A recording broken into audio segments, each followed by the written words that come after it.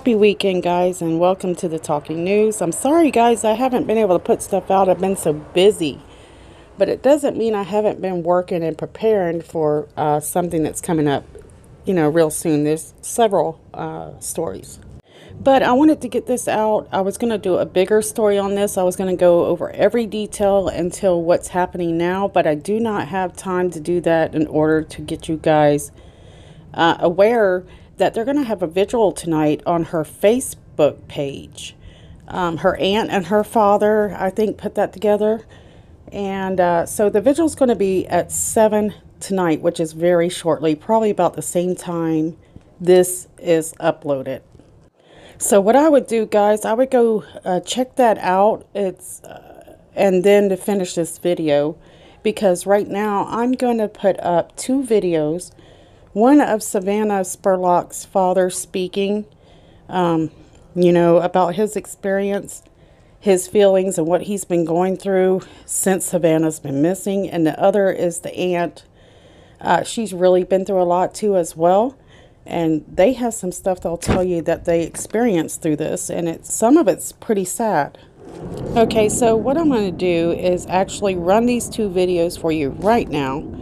And pause it here, go check out the vigil, come back and check out what they had to say. We wrote a letter we'd like to share with the public. The 100 days since Savannah's disappearance has been filled with sleepless nights, tearful days, and more anxiety than any parent ever imagined they could cope with. Glimmers of hope are often overshadowed by nightmarish visions of what may have happened or what may be happening to our little girl. In the quiet times of the day, we often look at pictures, think about funny little stories of Savannah that happened during her childhood. Then happy memories sometimes turn to worry, uncertainties, and questions. What could we have done to keep this from happening? Where is Savannah? What happened to her? We miss Savannah so much. We miss her energetic personality. We miss how caring and loving she was. We miss how funny she was and her sense of humor.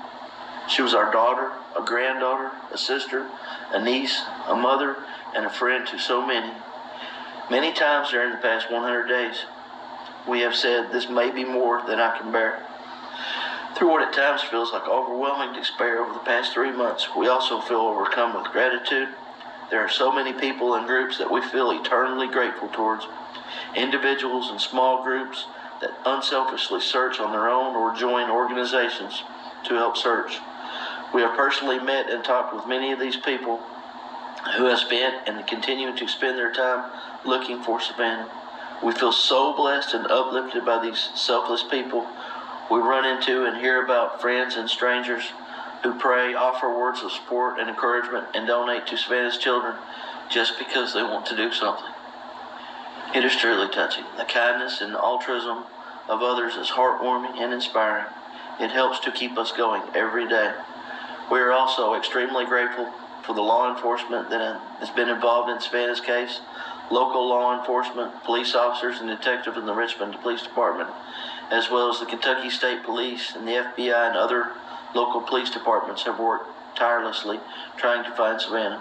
We know in our hearts the detectives on the case will leave no stone unturned while they try to figure out what happened to Savannah. We would like to take this opportunity to remind the public that we are offering a $10,000 reward to the person or persons who provide tip or tips that lead directly to locating Savannah.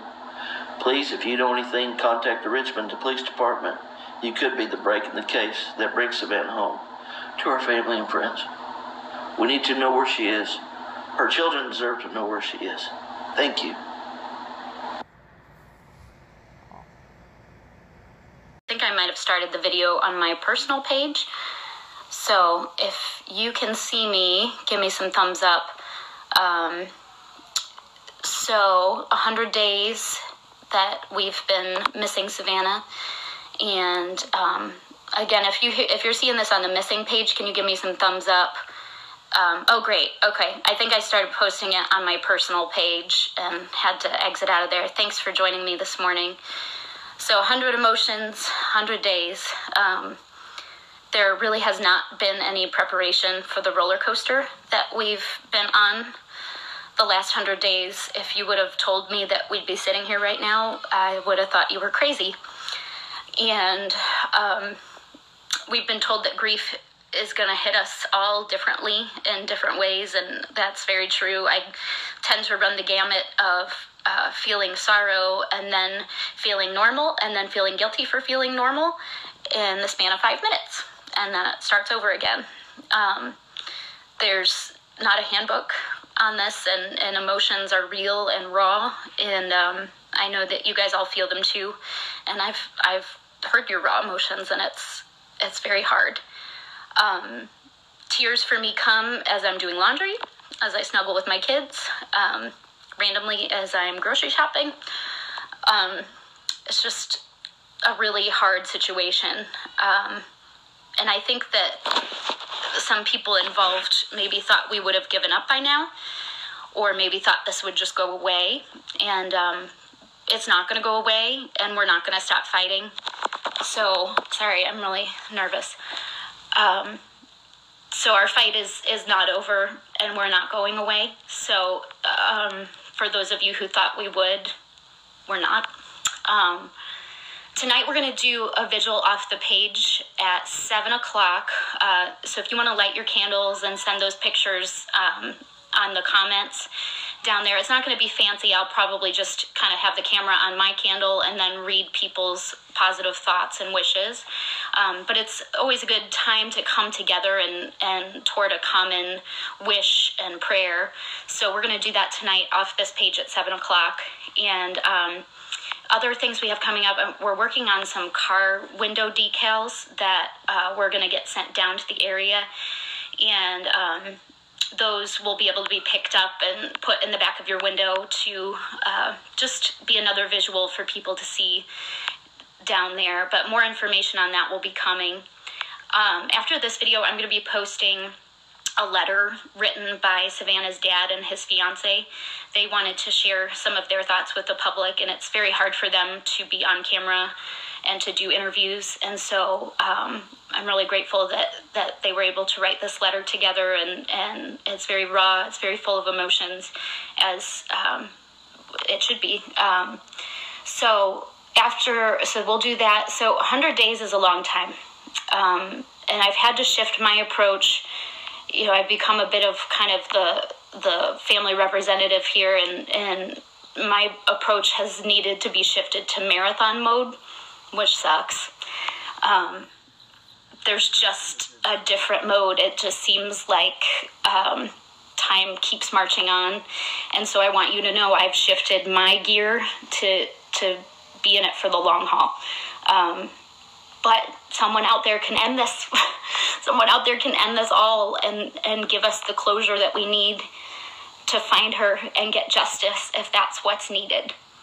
So, I mean, we've been begging from the beginning, and we continue to beg for someone to be brave and to come forward. We've got that $10,000 reward, and it's only available till May 15th because we want someone to come forward, and we think somebody knows where she is. Something that we've been putting on the page is some of those public pleas. And a really great thing that if you're a landowner in Jessamine, Garrett County, Lincoln County, can you help us by checking your property? That would be amazing. We have so many people out searching on their own. Police are searching, and we have so many people that have been amazing and putting their safety at risk to be out there searching. So I just ask you to do that for us. That would be really amazing. That's really all the update I have. I've been getting a couple sort of angrier emails lately. And so if you're angry with how we're trying to fight for Savannah, I'm sorry, I can't really help that for you. So if you're angry about stuff, I just suggest to stop following the page and kind of pull yourself away from the situation, because that's not something I can control. We're going to be fighting as hard as we can, and people aren't going to agree with all of our tactics, but that's not really on me. I'm just trying my best. So again, if you're feeling those angry feelings, just maybe step away from the situation. So just want to thank everybody again. I know I say this every time, but seriously, the support that we have felt has been amazing.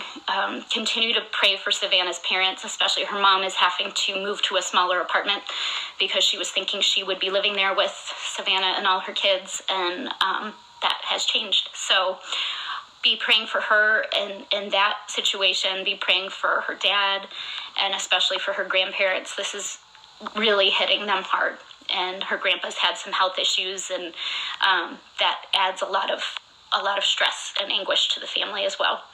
As I've said before, we have a pretty small family, so I married Savannah's uncle when she was 10, and so there's not really a very big family on this side, and we're pretty spread out. So we're trying to fight from Ohio, and we've got people in Louisville, and there's really very few of us right in Richmond. So a lot of people we need to pray for too are Savannah's friends, because they are her family too, and they were in her life every single day. And so please also be praying for them, because this is very, very hard for them. All right, I think that's all I have. Thank you guys so much, and I'll see you tonight at 7 o'clock. And just give me about 3 minutes, and I'll post up Savannah's dad's letter here in just a minute. Thank you, everyone, and hopefully today is going to be the day. Maybe somebody out there will be brave today. Okay, guys, go check out Missing Savannah on Facebook.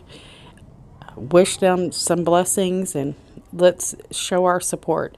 And I'll see you guys soon. I'm working on an updated story of Savannah right now.